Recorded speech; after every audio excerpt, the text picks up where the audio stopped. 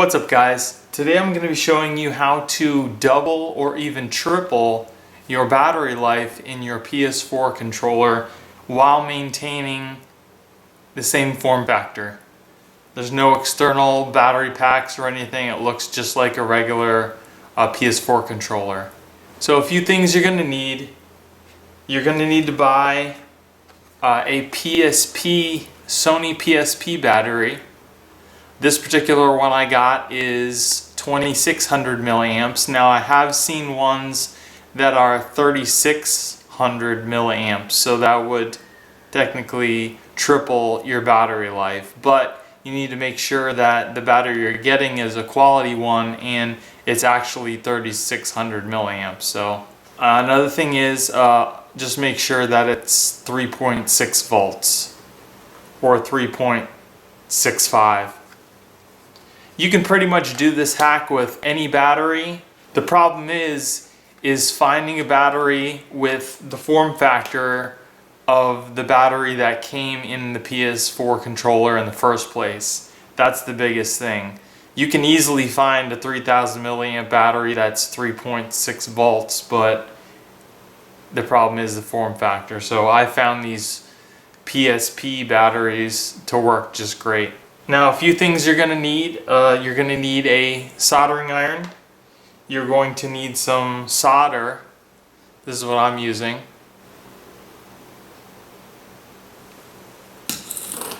A very small tipped screwdriver and a plastic wedge type tool for prying open the old battery. So what we're going to do first off is we're going to unscrew all the screws from the back of the PS4 controller. So once you've done that, make sure you put the screws off to the side in a safe place because you don't want to lose those.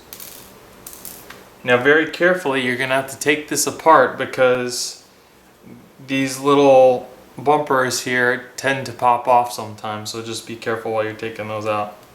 So it's going to be a little difficult at first. What I found is you squeeze in on each side here and it pops these little parts up, and then you just gotta very carefully pop up the top piece.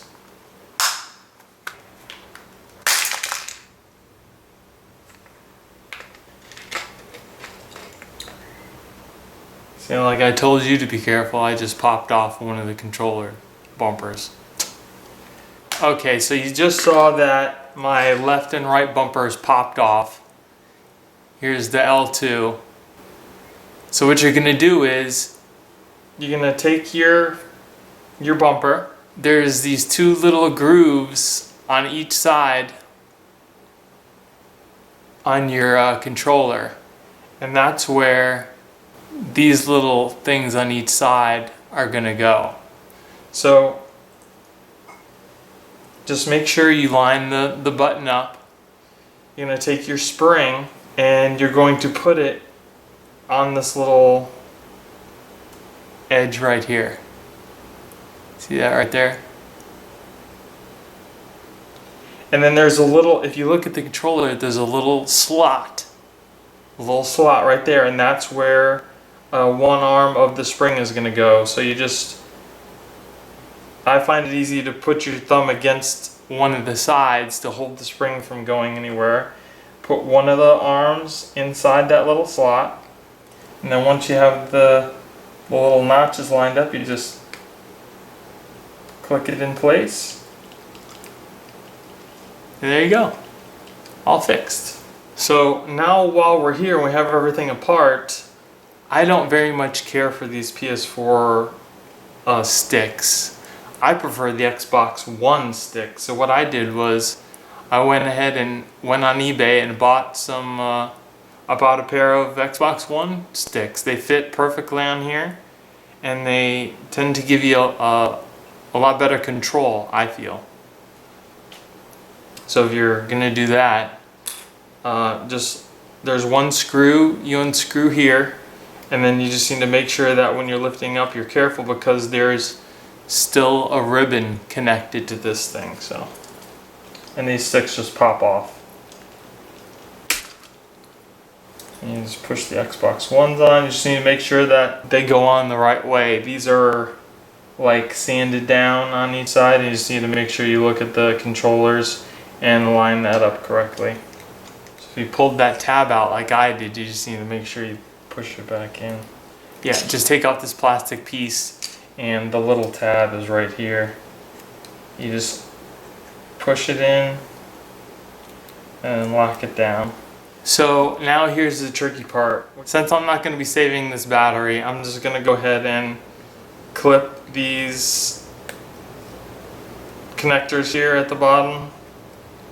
Get it as close to as the bottom as you can, and I'm going to strip the ends of this here. So now we're going to take out our battery. So now again, very carefully, you're going to have to open up this plastic casing without damaging the battery inside.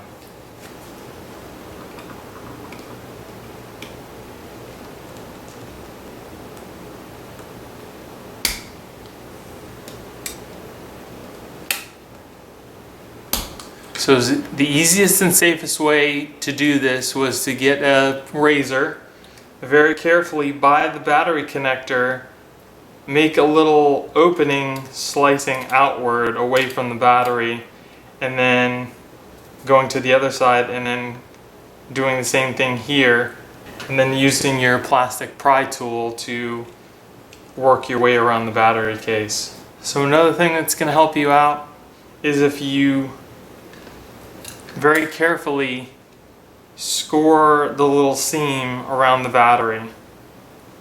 And once you do that, it'll help pop it off once you get like a little point to where you can grab in.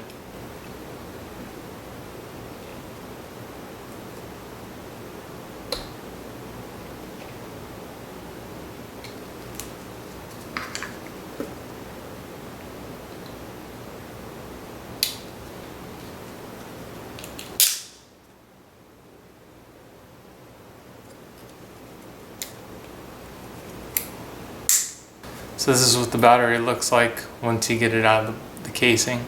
I will tell you that was a pain in the ass. So if you just work the little connection piece back and forth, it eventually just comes off, so you don't need that anymore. So when you're looking at the battery, the little terminal over here is plus, and the very far left is the minus sign, so just be aware of that. So now we're going to bust out our soldering iron.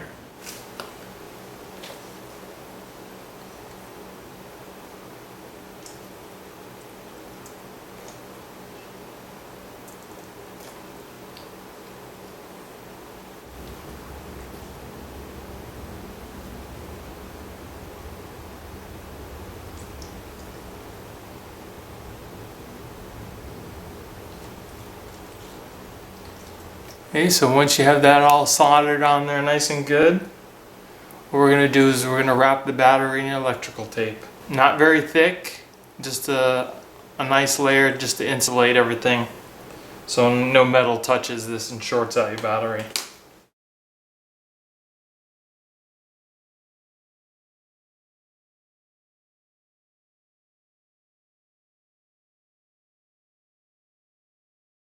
Alright, so we got our battery all covered up. Now we're going to put it back in our PS4 controller.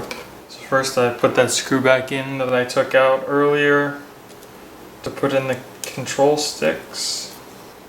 So now we can plug our battery in. And it fits in there like that.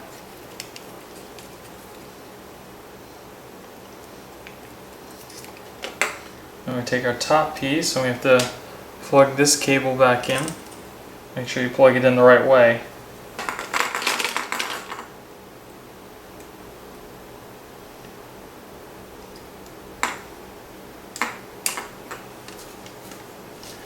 Make sure you very carefully slide this over the bumpers. Make sure everything lines up.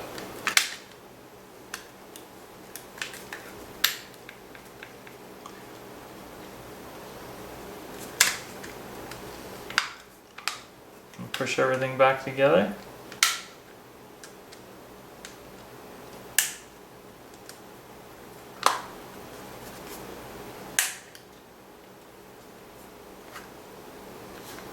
before we put all the other screws back in, let's test it out. There you go.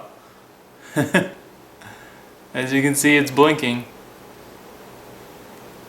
So we're going to go ahead and put the screws back in.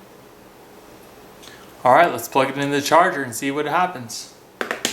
Got the micro USB cable, let's plug it in.